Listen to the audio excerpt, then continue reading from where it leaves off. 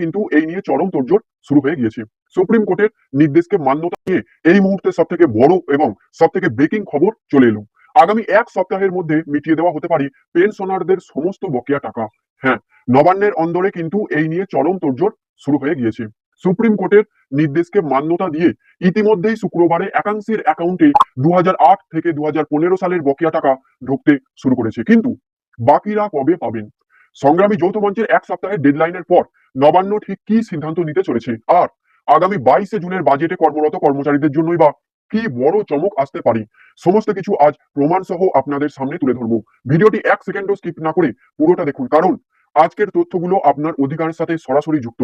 বন্ধুরা, আমাদের আজকের ভিডিওর যেটা মূল বিষয়, আগামী 1 সপ্তাহের মধ্যে বকেয়া ডিএ মেটানো, এই দাবিটা কিন্তু খোদ সংগ্রামী যৌথ মঞ্চের শীর্ষ নেতৃত্বের।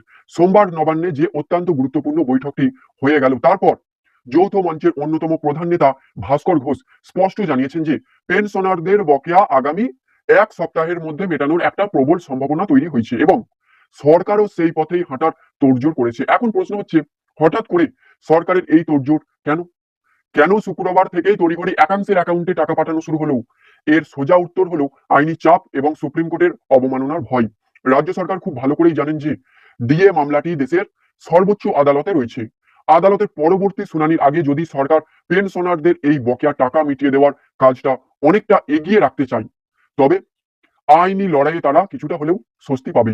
আর সেই কারণেই নবান্ন এখন যুদ্ধকালীন তৎপরতায় এই 2008 থেকে 2015 সালের বকেয়া ফাইল ক্লিয়ার করতে চাইছে। এবার আসুন হিসেবটা একটু পরিষ্কার করে নেওয়া যাক, যাতে আপনাদের মনে কোনো কনফিউশন না থাকে। নবান্ন সূত্রে এবং সংগ্রামী যৌথ মঞ্চের দাবি অনুযায়ী যারা 1 এপ্রিল 2008 থেকে 31 ডিসেম্বর 2015 সালের মধ্যে চাকরি থেকে অবসর নিয়েছেন, এই দফায় মূলত তাদেরই বকেয়া মহার্ঘ ভাতার অংশ মেটানো হচ্ছে। এর আগে 2016 সালের জানুয়ারি থেকে 2019 ডিসেম্বরের মধ্যে যারা রিটায়ার করেছিলেন, তাদের একটা বড় অংশের অর্থ আগেই পাঠানো হয়েছে। কিন্তু এখানে আমার একটা বড় প্রশ্ন আছে, যা প্রত্যেক কর্মচারীর মনে জাগা উচিত। বলা হচ্ছে শুক্রবার থেকে একাংশের বকেয়া টাকা অ্যাকাউন্টে ঢুকতে শুরু করেছে, কিন্তু এই একাংশ কেন? যারা ওই একই সময়ে অবসর নিয়েছেন, তাদের সবার টাকা একসাথে কেন ঢুকবে না?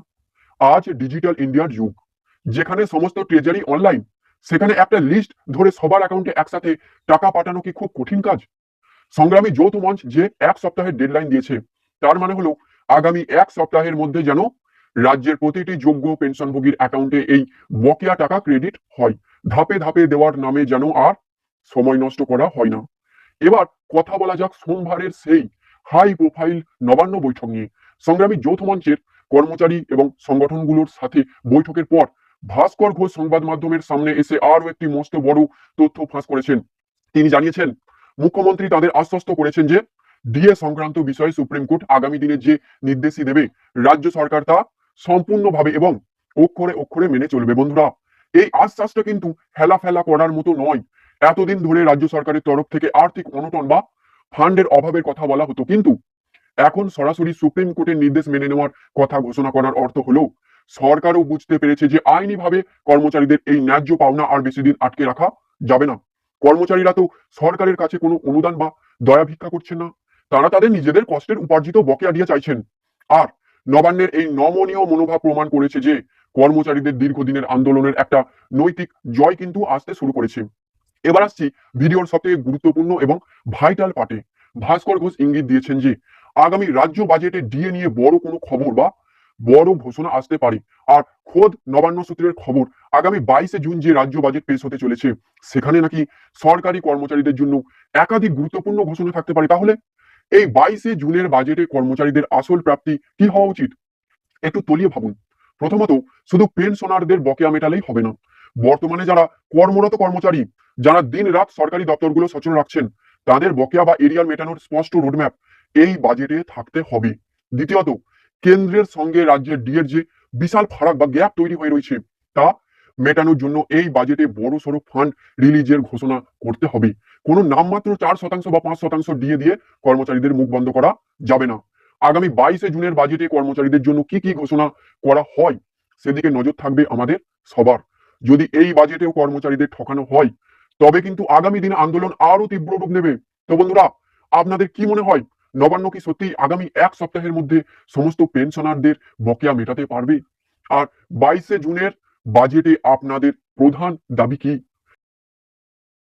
কেমন লাগলো কমেন্ট বক্সে আপনারা জানাবেন, এবং এর সাথে সাথে আপনারা এই চ্যানেলটিকে সাবস্ক্রাইব করে রাখবে এবং আপনারা বেশি বেশি করে শেয়ার করবে। যারা বেশি বেশি করে শেয়ার করবে এই চ্যানেলটি ভাইরাল হওয়ার পরে তাদেরকে গিফট এবং উপহার দেওয়া হবে। উপহারটা এখন বলা যাবে না, যখন এই চ্যানেলটি ভাইরাল হবে তখনই তোমার গিফট দেওয়া হবে। ধন্যবাদ, আমাদের সাথে থাকুন।